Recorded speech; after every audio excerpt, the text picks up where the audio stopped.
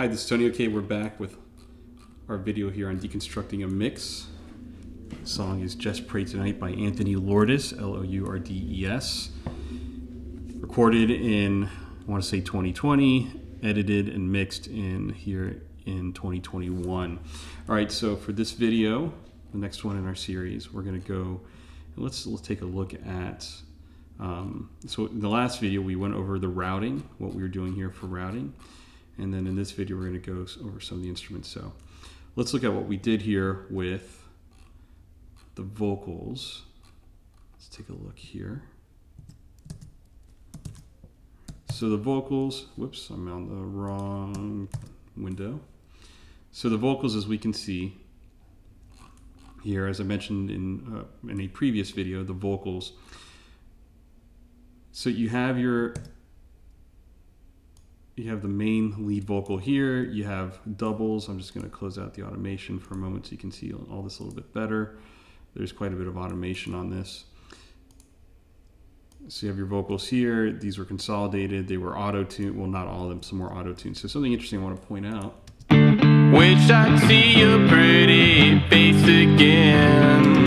So here you would typically hear a major third. This is actually neither a major nor a minor third. It's right in the middle. I want to say it's between a B flat and a B. When we tried, or when I tried to auto-tune this, it just didn't sound natural. It sounded too happy. If it was a major third, it sounded too sad if it was a minor third. So it's right in the middle, what some people might call a neutral third.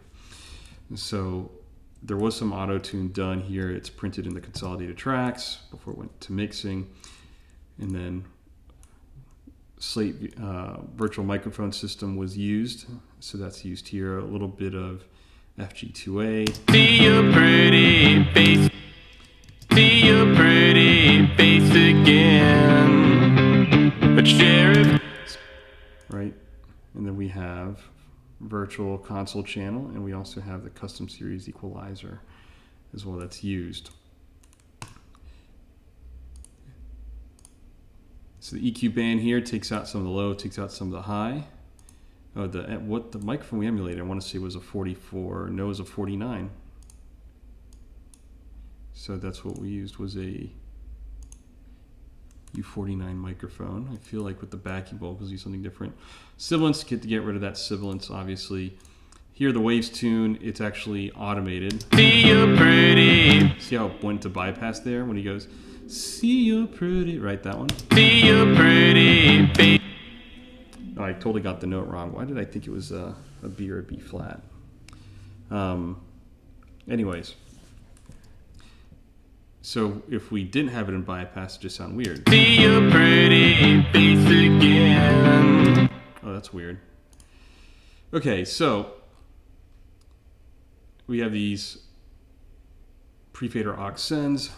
They're pre-fader because during a loud moment, you can kind of hear the reverb a bit more. During a quiet moment, it pushes the vocal forward. The way we do that is we feed this Vox auxiliary fader, and then we add some compression on here with an 1176 at 4, kind of a generous ratio. I don't know why it was so unaggressive, but see you pretty face again. But Sheriff caught me running. Right? Everything else is turned off here, except for the custom series equalizer. So, now these are also automated. So if I go to the chorus, you're going to see these start to turn on, right? So if I go outside of the chorus, same with the backing vocals.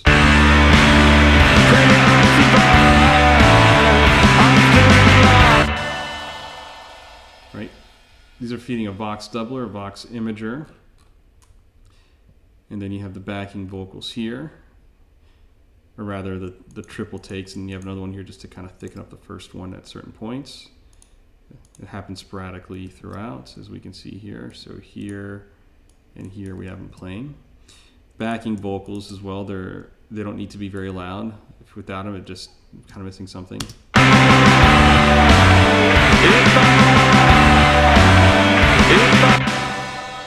Right, so if I just do that.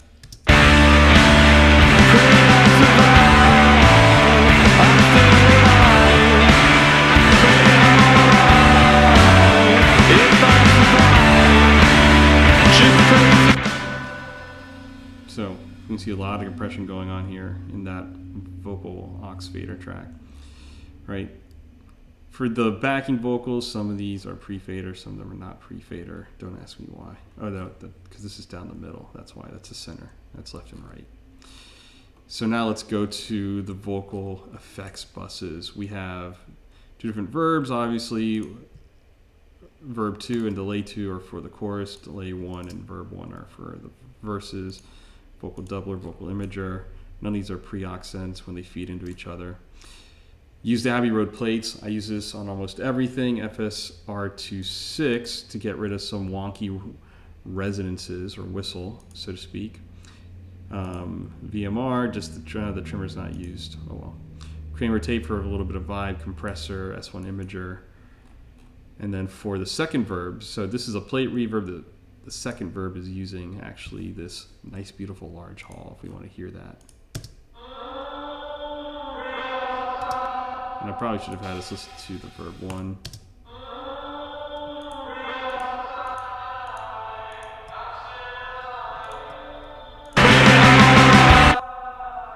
That's the hall. Yep, this is going to happen because I have two programs operating at the same time.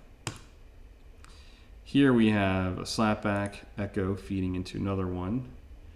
Why I did that, I don't know. I know it's very, very unorthodox, but for some reason I thought it worked. A longer delay feeding a shorter delay. Do not ask me why I did that.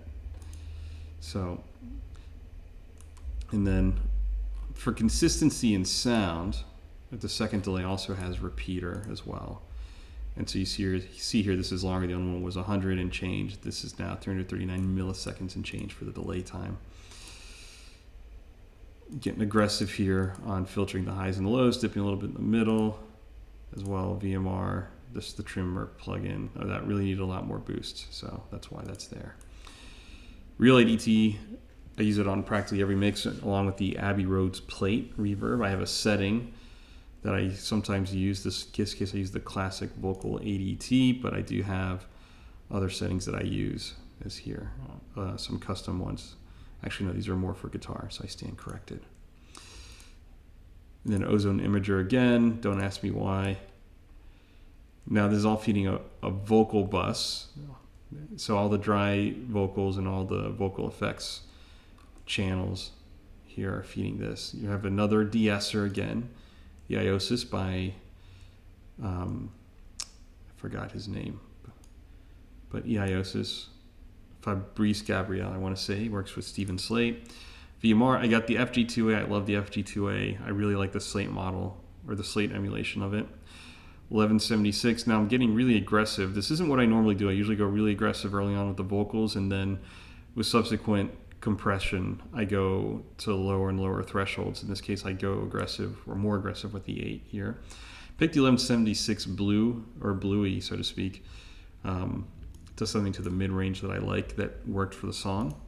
Cell channel, I just cut out some of the high mids. As you can see here, I don't see anything else going on here. Oh no, I have an 8:1 compression ratio. So I'm really compressing the heck out of the vocals. They were probably unwieldy, followed by an 1176 Blackie. So more transparent, or rather it's not as, well, rather I should say that's not the right word. It's not as mid-rangey, so to speak, as the Bluey 1176. Kramer tape for vibe. Vitamin, as we can see here, a little bit of stereo widening as well. You can see also I'm adding some harmonic enhancement to the mid, high mids, and the upper frequency ranges. CLA effects happens, I want to say, during the chorus or during the bridge. Let's find out. Nope, let's go to the bridge. It should turn on.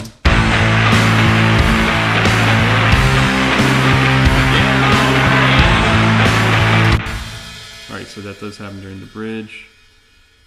And then this is to get rid of more resonance. As you can see here, I have the range at negative 4.1 with negative 43 thresholds. This is sensitive. Now we're going to go to sibilance. Again, more getting rid of those sibilances every way that we can. and then another ozone imager. Don't ask me why I have an S1 imager and an ozone imager feeding that same bus, so go figure. And so that's it for the vocal bus. There's nothing really going on here. I don't know why I have that either. So I forgot to remove these as well. So that's the vocal bus for you. Again, dry vocals and wet, or rather vocals effects buses or Vox effects buses are both feeding this master, or not feeding this master, feeding this Vox bus here. And hope you enjoyed this video, and I will post more later.